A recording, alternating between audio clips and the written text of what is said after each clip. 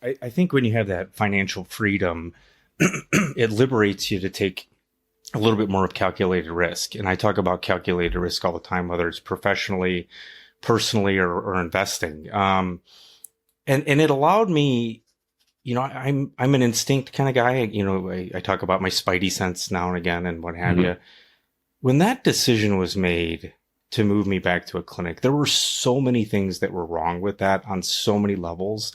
And it was that financial freedom where it allowed me to push back. And I think the beauty of that moment in my life for others is it's empowering to my colleagues to say, you know what? I don't need to take this. There are other people out here who can help me navigate these waters. And oh, by the way, as a physician, you could literally throw a dart at a map and get a job. And I think people feel that golden handcuffs where they don't feel like they can move. And I don't think that's the case for the vast majority of them. Welcome to the Real Estate Mogul MD podcast. Thanks for tuning in and taking control of your financial future. This is a show where we not only motivate and inspire, we give you actionable real-world experience to help you live life by design. You'll hear journeys and stories from other physicians, investors, coaches, consultants, and entrepreneurs. And now, here's your host, Brett Riggins. Today, I'm joined by Dr. Todd Otten, a family physician, former naval flight surgeon, and healthcare advocate. He is the co-author of Ripple of Change and a leader in Medicine Forward, working to transform the physician experience. We're diving into burnout, career autonomy, real estate investing, and how physicians can reclaim control over their financial and professional futures. Let's get into this. Well, good afternoon, Todd. How is it going today, man? Fantastic. Actually, the sun is shining where I'm at in Michigan. So been a little bit gray recently. So sorry you're in Michigan. No, I was in Michigan for 42 years, man. Yeah, so we've got some love for Michigan. All of our clothes still say Michigan all over them, and so where at in Michigan are you? Near the Lansing area. Okay, very cool, very cool. Actually, how cool is it there right now? This is the middle of March here in 2025. How cool is it? Actually, it's not too bad. The last couple of days, I think we've been getting into the 40s and 50s. Nice. But we had a cold snap a few weeks back where it was single digits for the better part of a week and snow everywhere. So yeah, definitely looking a little springish out there, I would say. That's cool, man. That's always exciting. And I know that's something we definitely look forward to, is that transition into spring. And it's funny enough, through our careers and through everything, relate a lot to the seasons and looking forward to things and going through different seasons in our life. It's a lot like that. Spring, summer, fall, you're harvesting for all the hard work you did in the spring, and then winter comes and everything is dark and gloomy. And where am I at now? Just waiting for spring to come. So tell us a little bit about what season you're in today, whether it's in medicine or in life. Just start us off a little bit about who is Todd. Ooh, that's interesting. So there's probably two parts to this. I think I'm a family physician and saw patients actively for a long time, including in the Navy. And my full-time clinical duties, I would say, are kind of sunsetting, fall, maybe even into that winter phase. And you think, well, this guy's still in his 40s, despite the gray hairs on my chin, but it speaks to the second phase of my career that I'm now in, which is advocacy, education, and really building towards hopefully massive systemic positive change. So you could say one of it's maybe in the winter and the other one might actually kind of be in the spring, kind of maybe getting close to summer. So it's exciting, I would say. Interesting.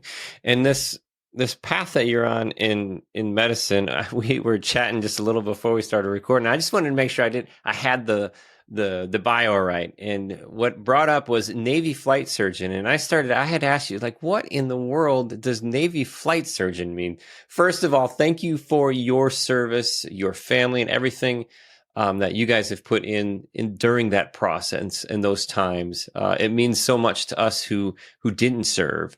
But it gives us the opportunity to do what we do. So beyond that gratitude, thank you.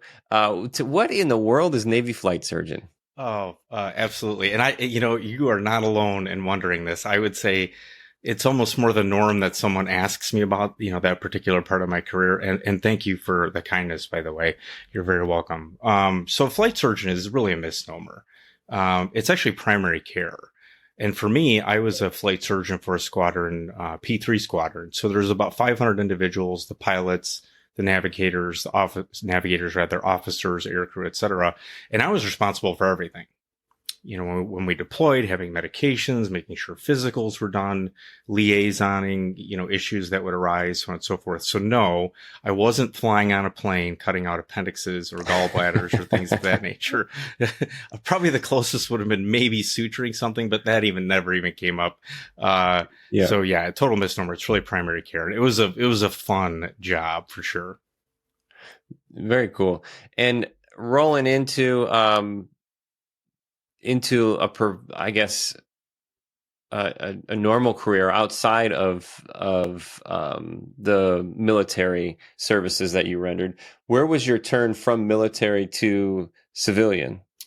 Oh yeah, for sure. So when you go and do medical school in the service, most of the time they will cover the cost, which is a huge financial relief for those of us that took that path. But the payback is you pay back in time. And so when I got out of medical school in 2002, I did a year of general surgery. Typically, everyone will do a year of something as an intern, general surgery, family medicine, whatever the case may be. And then you'll pay back your time in service, if you will. So I trained as a flight surgeon, and then I was a flight surgeon for a little over 3 years. So I had been a doctor for 5 years when I came back to Michigan to go back to residency and finish my time in family medicine. Definitely some benefits to that, without a doubt, like time management skills and experience and all these other things. So residency for me probably wasn't as difficult for some of my colleagues that had come right out of medical school. But on the converse, I would go down to the ER and my buddies from medical school were attending physicians, and I would have to go down there and I would say, Ron, I'm not calling you Dr. Thies. I'm calling you Ron. And that's just how it's going to be. So there were trade-offs for sure. So that was about 5 years in when I came back to residency. I did my residency, and then I spent 13 years at a critical access hospital.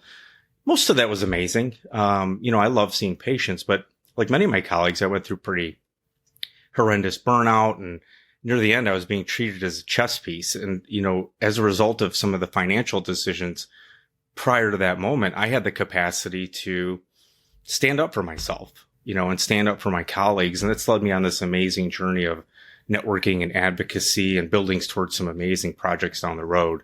So hopefully that wasn't too long-winded of a bio. No, it's great. So that, I guess, the financial decisions that allowed you to kind of step away when you felt yourself being a chess piece, like you're saying, was that the breaking point that led you to write the book, Ripple of Change?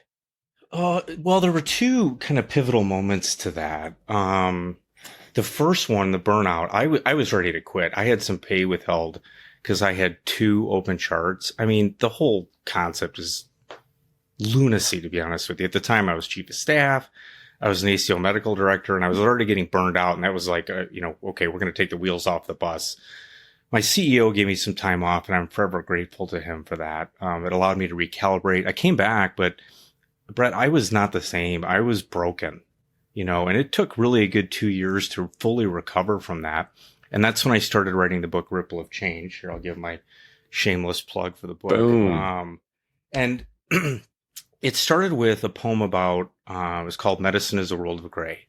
Kind of a dark look at what primary care is like and some of the frustrations that exist. Then I wrote a chapter called Anatomy of Burnout.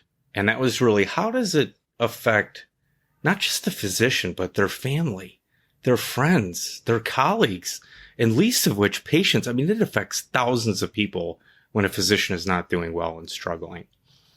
So my decisions financially, which included, going through the service, some good investments in real estate, and I'm not going to lie, I did very well with cryptocurrency, for those that are considering that landscape, allowed me to make another pivotal decision. In August of 2022, a CEO and a VP came in and like, hey, Todd, we got a good idea. We can save money on rent. We're going to move you back to the town you got burned out in a very short time frame.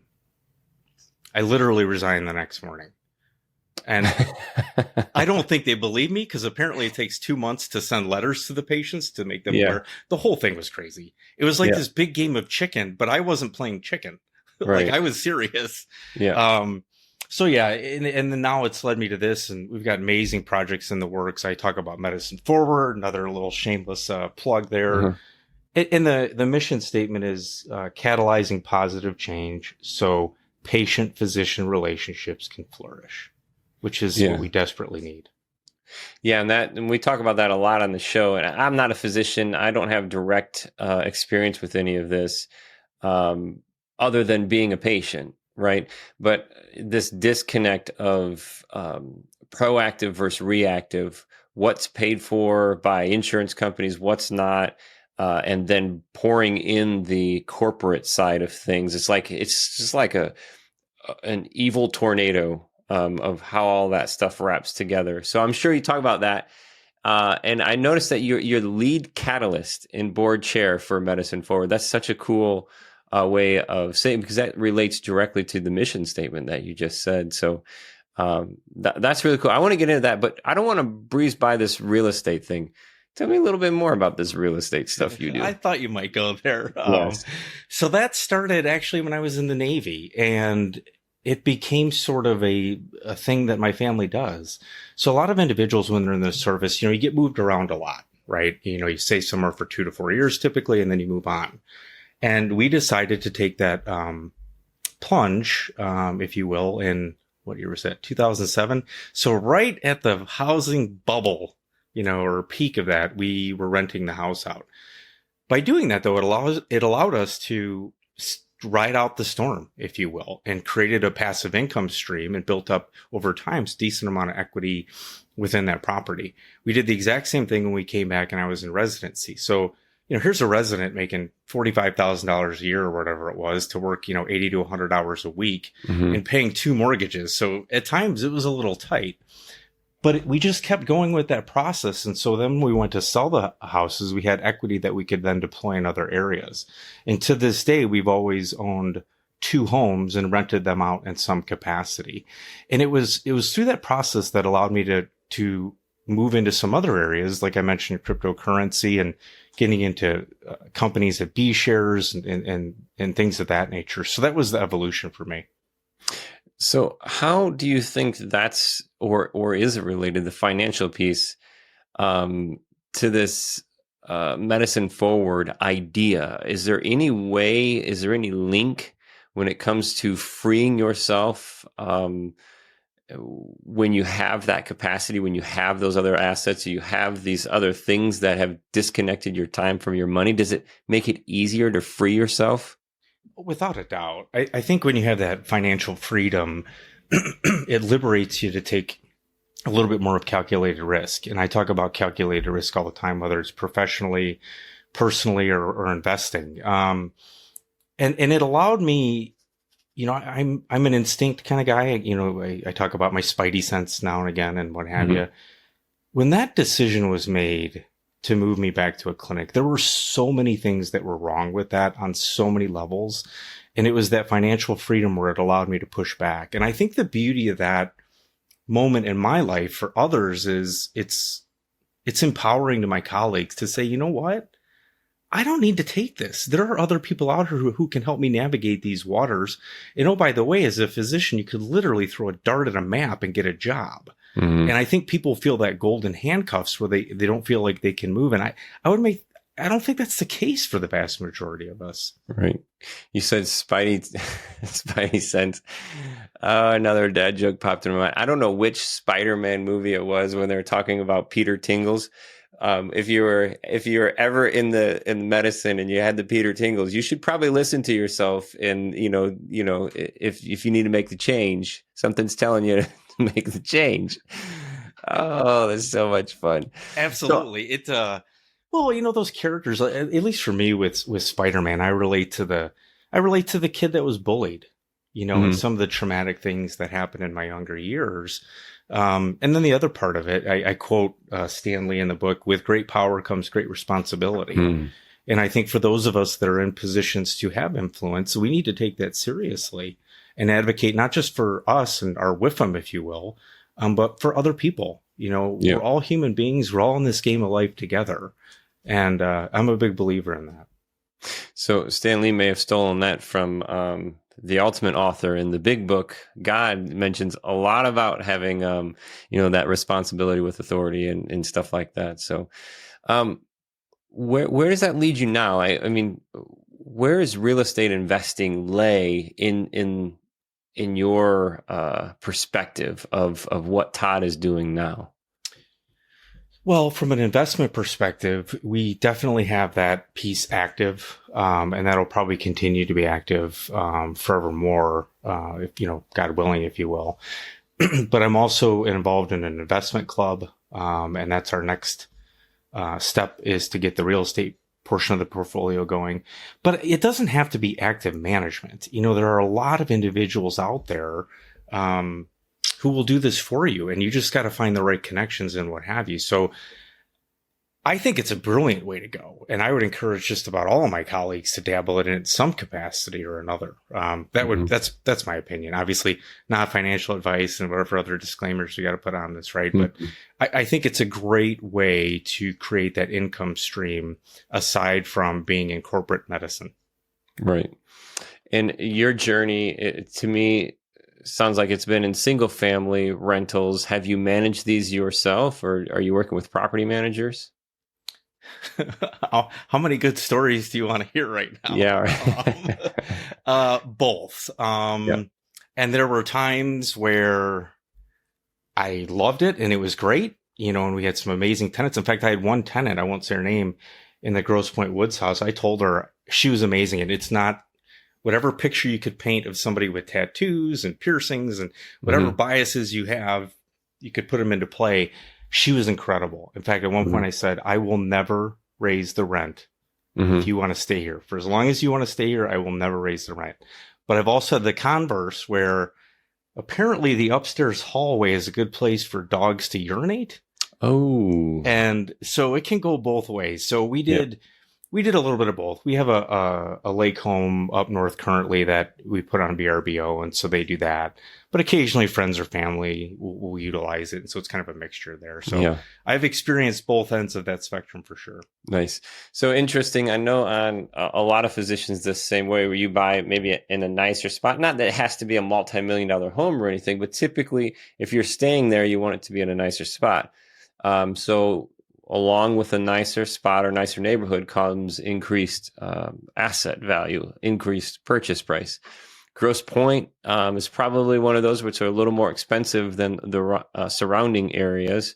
Where are you at on a rent ratio scenario? And is that something that you considered when you, maybe became an unintentional accidental landlord? Oh, that's a good question. I don't know that I can give you as granular of an answer on the rent ratio from that time perspective. And that really wasn't the driving force to the home we were purchasing. It was more of, we wanted a single family home that we had loved. And if we were to stay there because my job would continue, we would be okay staying in that home for a longer period. Yeah. So the finances weren't necessarily the driver for that home, I would say. It was more, what is the right reason for us? Right.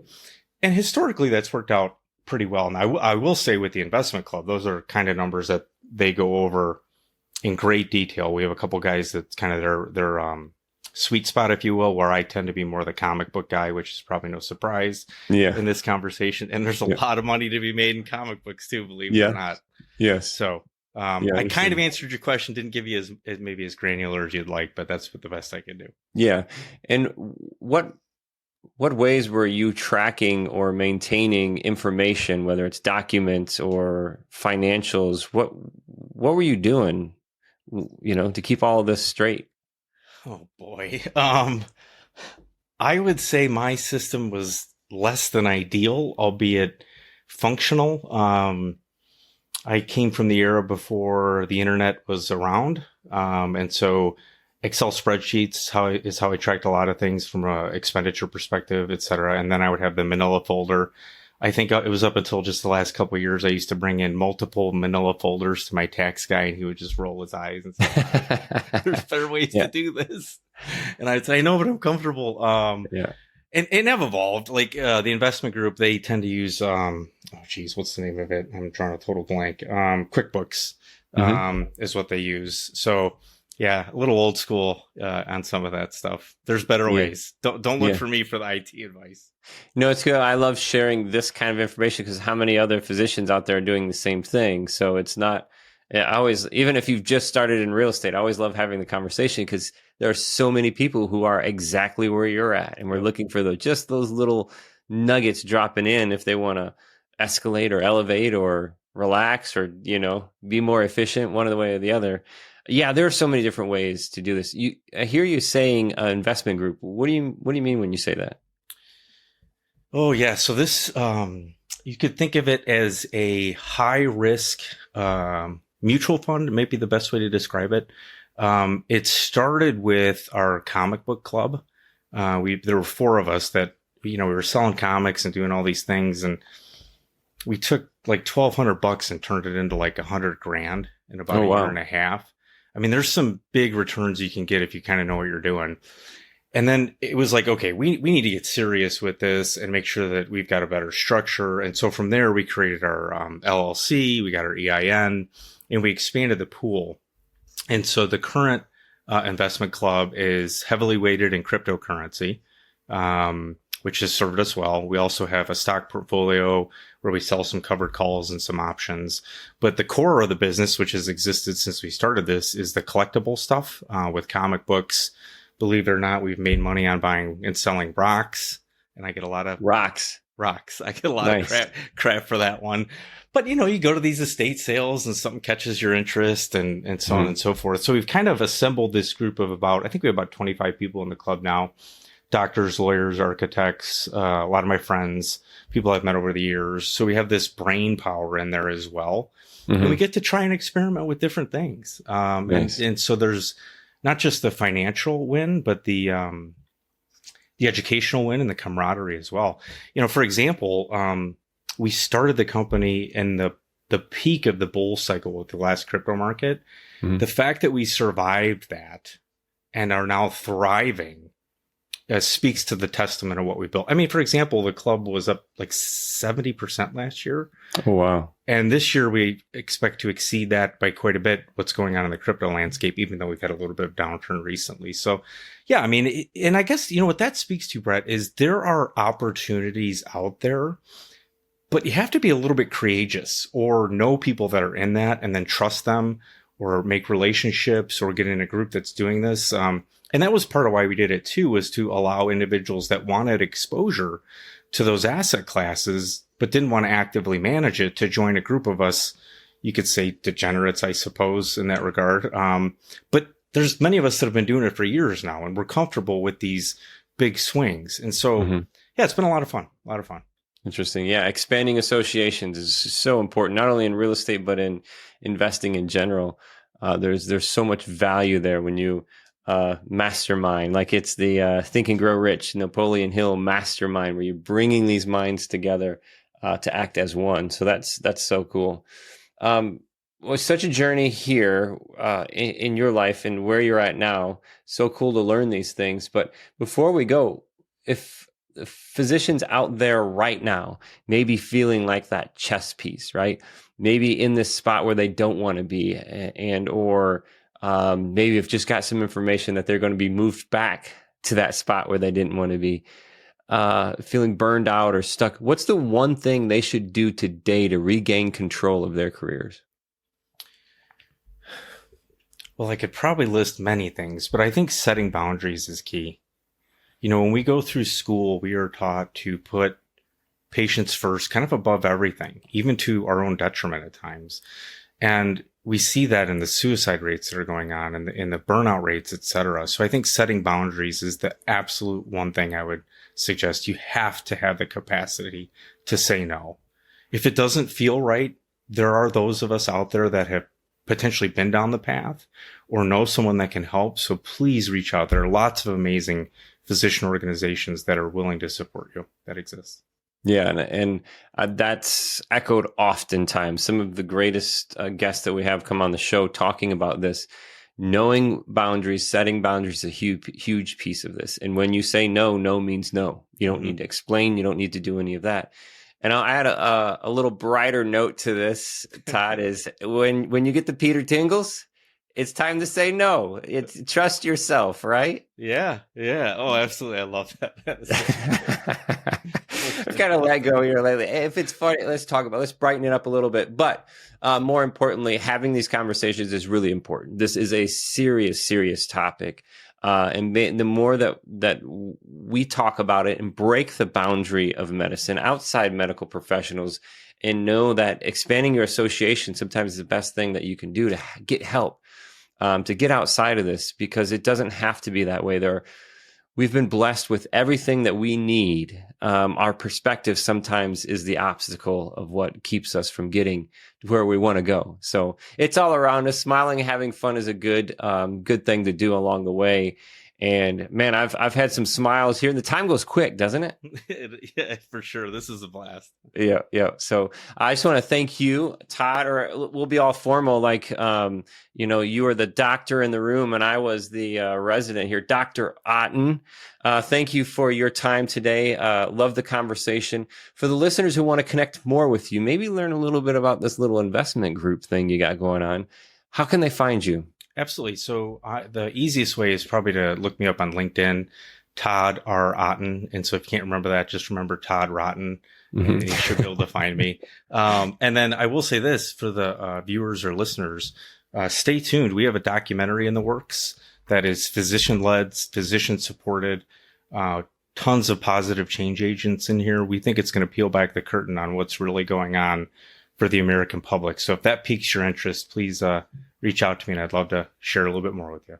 Yeah, it's very interesting. We'll keep connected too, and maybe have you back when that thing does release and see where we go. Well, thank you again for your time today, Todd. This was a pleasure. Thank you. That was a fun conversation with Todd today. Some laughs in there, some serious stuff in there as well too, and a little secret. He shared the teaser video for the documentary he's working on. You're gonna want to stay tuned. This is just grabbing. This is awesome stuff he's working on. So you can reach out to him, connect with him on LinkedIn. But here's some notes I threw in the bucket today. Physicians must set boundaries. Your well-being matters just as much as your patients. Financial independence creates freedom. Real estate and investing can be your escape route. Doctors aren't stuck. You can always pivot. You can advocate. You can create a career that you want. If you want to connect with Dr. Otten, find him on LinkedIn, or stay tuned for his upcoming documentary on the future of healthcare. You're going to want to see this. Thank you so much for listening to us, maybe watching us today. This is the Real Estate Mogul MD.